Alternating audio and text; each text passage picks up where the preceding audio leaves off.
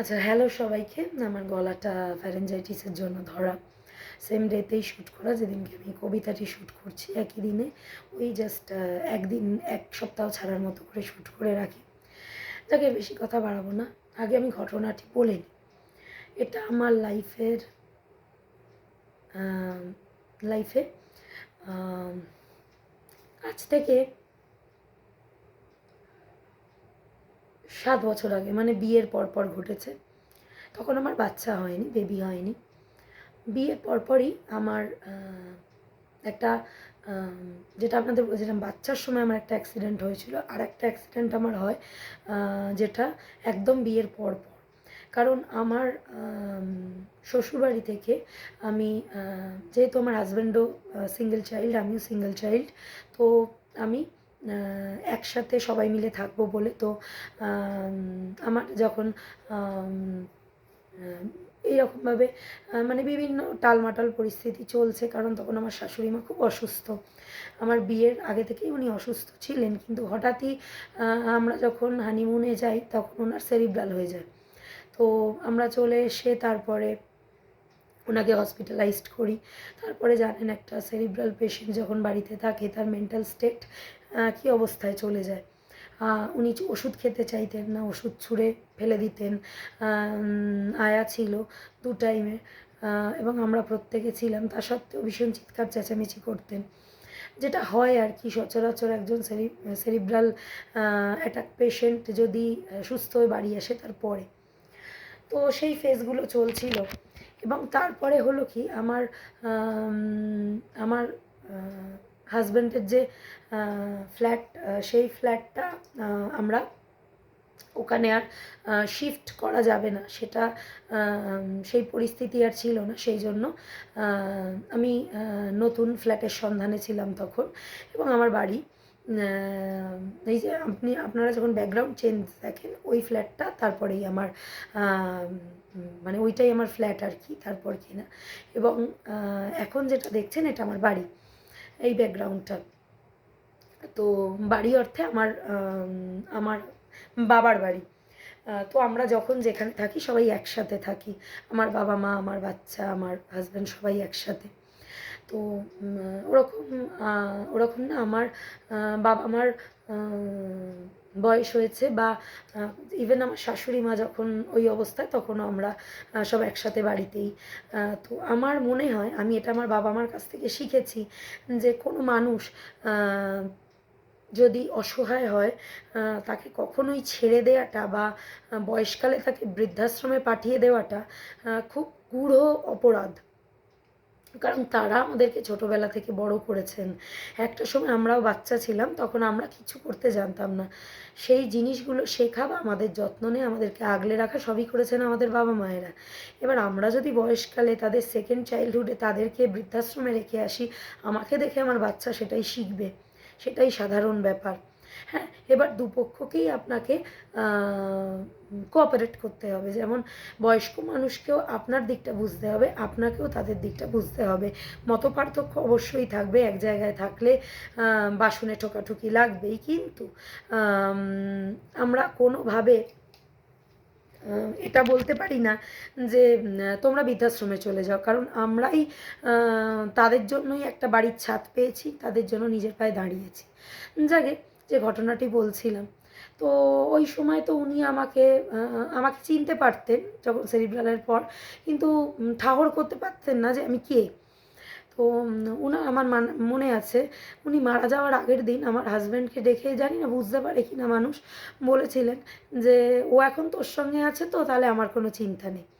তো এটা আমি পরে হাজব্যান্ডের কাছে শুনেছিলাম।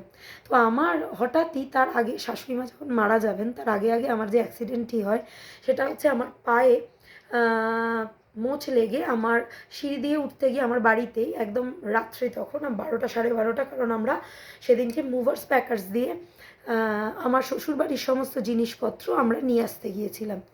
তো নিয়ে আসার পরে আমার সারাদিন খাওয়া নেই, শরীর টলছে। একটা বিয়ের পরেই সদ্য হানিমুনে গেছি, তারপরে সে শাশুড়ি মার শরীর খারাপ। একটা ভীষণ হেক্টিক শিডিউল যাচ্ছিল আমাদের। আমরা ভীষণভাবে শারীরিক দিক থেকেও একদম ক্ষয়প্রাপ্ত ছিলাম।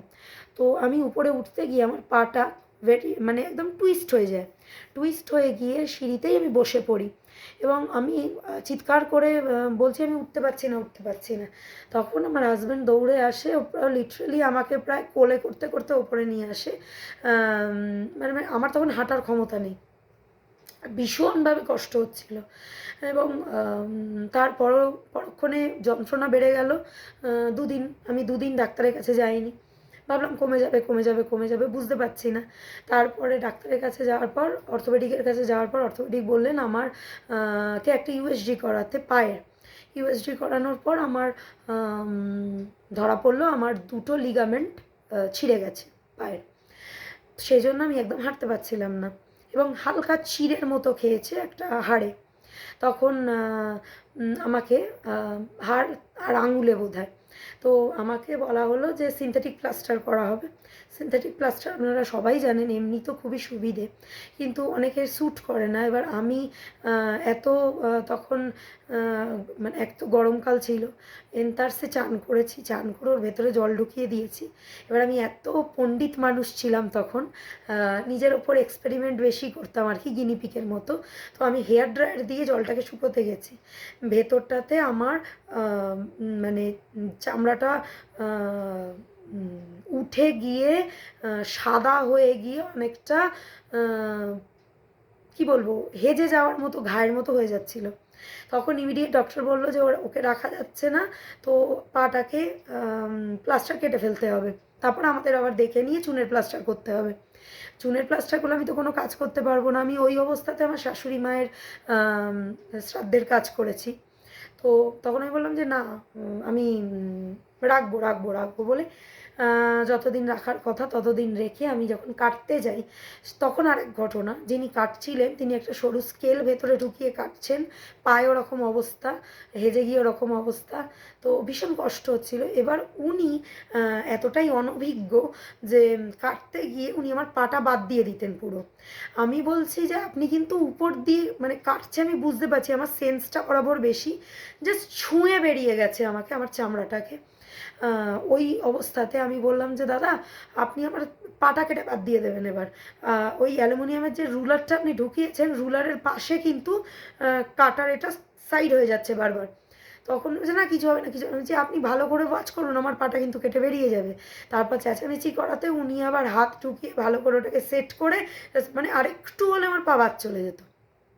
তো এইরকম একটা ঘটনা। তারপর আমার শাশুড়ি মা মারা গেলেন। তা আমার শাশুড়ি মায়ের ওই পায়ের ওই অবস্থাতে আমি কাজ করেছি। তারপরে যখন অসৌজ আমাদের কেটে গেছে, তা আমার শাশুড়ি মা গলায় একটা হাড় পরতেন। তো সেটা আমার হাজব্যান্ডের হঠাৎ খেয়াল হয়েছে আমার শাশুড়ি মা মারা যাওয়ার 2 মাস পর, 2.5 মাস পর। তখন আমরা মুভার্স প্যাকার্স দিয়ে একটা বাড়ি ভাড়া করেছিলাম, সেখানে শুধু মালপত্র রাখার জন্য, আমরা কেউ গিয়ে থাকতাম না। এবার আমাদের বাড়ি থেকে সেটা বেশ খানিকটা হেঁটে যেতে হয় আর কি, হ্যাঁ, আর নাহলে আপনি টোটো ফোটো নিয়ে যেতে পারেন। তো হন্যে হয়ে আমার কর্তা খুঁজে যাচ্ছে জিনিসটাকে, কোথাও পাচ্ছে না, কোথাও পাচ্ছে না। লাস্টে তো আমার কর্তা বলছে কোথায় গেল। অ্যাকচুয়ালি বলে সোনা হারানো খারাপ, এটাতে আবার ভাববেন না যে আমরা লোভের বশবর্তী হয়ে নিতে গেছি। আমার হাজব্যান্ড বা আমি মানে অ্যাকচুয়ালি খুব রেয়ার ছাড়া সারাদিন এরমভাবেই থাকি, মানে আমাদের সারা আপনারা সোনার গয়না বা সোনার কিছু দেখতে পাবেন না। বিরাট যে দিনরাত্রি বাড়ির মধ্যে একটা বিশাল ব্র্যান্ডেড জামা কাপড় পরে ঘুরতে হবে, আমি সেটা অন্তত মনে করি না। আমার মনে হয় কথাবার্তা, তার হাব ভাব, আচার আচরণ সব কিছুর মধ্যে দিয়ে আমাদের ক্লাসিনেসটা ফুটে ওঠে। তার জন্য বাইরের বা বাহ্যিক পোশাক বা সাজগোজ বা গয়নাগাটি, এগুলো আভূষণ, এগুলো ম্যাটার করে না। আমার তো অন্তত তাই মত। মানুষের শিক্ষাগত যোগ্যতাটা মানুষের কথাবার্তা, মানুষের ব্যবহারে ফুটে ওঠে এবং সেটাই মানুষের আসল অলংকার। তো আমার হাজব্যান্ড মাথার চুল ছিঁড়ছে, কোথায় গেল কোথায় গেল, এত খারাপ হচ্ছে পরপর পরপর, সোনার হার হারিয়ে যাওয়া খুব খারাপ। তা আমি বললাম সত্যিই তো কোথায় গেল, বাড়িতে খুঁজছি পাচ্ছি না, কোথাও পাচ্ছি না। এবার আমি সেদিনকে রাত্রেবেলা, যেদিন আর অশান্তি হয়েছে সেদিনকে রাত্রেবেলা, মানে আমাদের মনের মধ্যে একটা পাজলনেস চলছে। আমি সেদিনকে রাত্রিবেলা ঘুমিয়েছি, হঠাৎ আমি ভোর রাতের দিকে স্বপ্ন দেখছি আমার শাশুড়ি মা আমাকে হাত এরকম এরকম করে ডাকছেন। একদম মানে খুব সুন্দর সুস্থ অবয়ব। আমার শাশুড়ি মা খুব ভারী মানুষ ছিলেন, উনি হাঁটাচলাও বেশি করতেন না। তো উনি আমাকে ডাকছেন অ্যাজ ইট ইজ আমার বৌভাতের দিন উনি যেরকম কাপড় চোপড় পরেছিলেন সেম কাপড়। এবার আপনি হ্যাঁ, মাঝখানে আমাকে কাটতে হলো ভিডিওটা, আমি দুটো একসাথে মার্চ করে দেবো। ফোন চলে এলো, আর আপনারা তো জানেন এখন মানে আপনাকে তিষ্ঠতে দেবে না। কোনো ট্যুর ট্রাভেলস কোম্পানি হোক, কোনো কিছু হোক, একটা ফোন নাম্বার পেলেই হলো। ওরা মানুষের সকাল বিকেল সন্ধে কখন মানুষ ব্যস্ত সেটা দেখেন না, ওনারা জাস্ট চাপিয়ে দেন ঘাড়ের উপর। তো ঠিক আছে, ওই জন্যই আমাকে ফোনটা কাটতে হয়েছিল, মানে ভিডিওটা কাটতে হয়েছিল। Sorry, I am sorry for that. যেটা বলছিলাম, তো আমার শাশুড়ি মা আমাকে হাতছানি দিয়ে ডাকছেন। গিয়ে আমাকে ওই ভাড়া বাড়িটাতে নিয়ে গিয়ে আমার শাশুড়ি মায়ের পুরনো আলমারিও ছিল ওখানে, প্রায় জং পড়া। তো ওনার খুব স্বাদের ছিল বলে আমি তখন কিছুই বিক্রি করে দিইনি। আমার কর্তা পরে যা করবে তো ওটা কর্তার ব্যাপার, কারণ ওটা মা ওর বাড়ি, জিনিসপত্র ওর। তো আমি এইসব ব্যাপারে মত দেওয়া খুব একটা পছন্দ করি না, বা আমি এটাও পছন্দ করি না কেউ কাউকে বাইরের লোক হয়ে ফোর্স করুক বা নিজের অমতে ফোর্স করুক। সেটা আমার ক্ষেত্রেও হতে পারে, আমার হাজব্যান্ডের ক্ষেত্রেও হতে পারে, আবার বাবা মার ক্ষেত্রেও হতে পারে, ওর বাবা মার ক্ষেত্রেও হতে পারে। এবং ও আমার এই জিনিসটাকে খুব সম্মান করে। ও বলে যে না, তুই যেটা বলছিস ঠিকই বলছিস। তো ও এবার আমি দেখছি যে ওখানটাতে আপনি এবার গিয়ে আমি দেখছি ওই আলমারিটা খুললেন আমার শাশুড়ি মা, খুলে উনি দেখাচ্ছেন লকারটা খুলে একটা ভেতর পিছন দিকে একদম একটা ছোট কৌটো মতো আছে, তার ভিতরে হাতটি রাখা। এবার আমি ভাবছি ভোরের, আমার তারপর হকচকিয়ে ঘুম ভেঙে গেছে। এবার আমি ভাবছি সত্যি কি তাই, এখন পরীক্ষা করে দেখা যাক তো। মানে আমি তখন হতভম্ব হয়ে গেছি। আপনাদের বলেছিলাম না আমি বুঝতে পারি বা কোনো ঘটনা আগে থেকে আমি দেখতে পাই ঘুমের মধ্যে, কিন্তু হ্যাঁ ওটা আমি আওয়াজটা পাই ঘুমের মধ্যে। আমার হাজব্যান্ডকে বললাম, আমার হাজব্যান্ড হচ্ছে চ তো গিয়ে খুঁজে দেখি। হাজব্যান্ড গিয়ে তো হতবাক। আমার হাজব্যান্ড আলমারিতে হাত ঢুকিয়ে বাক্সটা পেয়ে আমার মুখের দিকে তাকিয়ে আছে, বলছে তুই সত্যি সত্যি তো দেখেছিস রে, তোকে সত্যি সত্যি দেখিয়েছে। আমি জানি না উনি কেন আমাকেই দেখালেন। মরার পর, মৃত্যুর পর মানুষ নিজের সন্তানকে দেখায়, দেখাতে পারেন। উনি জানি না আমার মাধ্যমেই কেন বেছে নিলেন, হয়তো আমি এই জিনিসগুলো দেখতে পাই বলে, আমি একটা গেটওয়ে বলে হয়তো উনি দেখতে পেলেন। এর পরের দিন আপনাদেরকে, এই ঘটনাটা এখানেই শেষ। তো আমার এই ঘটনাটা শুনে সবাই অবাক, আমার বাবা মা সবাই অবাক হয়ে গিয়েছিল যে তুই যেখানে দেখেছিস সেখানেই তোর শাশুড়ি মা রেখেছে, মানে তোকে জানাতে এসেছিল যে ঘটনাটা প্রচণ্ড, মানে আমি বলতে পারি একটা আমি মিথ্যে কথা বলছি না, মানে আমি আমাকে ছুঁয়ে বলতে পারি বা ভগবানকে ছুঁয়ে বলতে পারি ঘটনাটা সম্পূর্ণ সত্যি। এরকম অনেক ঘটনার সাক্ষী আমি। আমি যেটা স্বপ্নে দেখি সকালের দিকে রাত্রের দিকে সেটাই ঠিক হয়, সেটাই সত্যি হয়। সেটা একদিন পরে হোক, এক সপ্তাহ পরে হোক, এক মাস পরে হোক, দুদিন পরে হোক, আমি ঘটনার আভাস পাই। যাকে আর বেশি কথা বাড়াবো না। এরপর আপনাদেরকে একটি ঘটনা বলবো, আমার শোনা ঘটনা এর পরের দিন। সেটি আমার মাকে নিয়ে। আমার মা একবার প্ল্যানচেটের অংশকারী ছিলেন।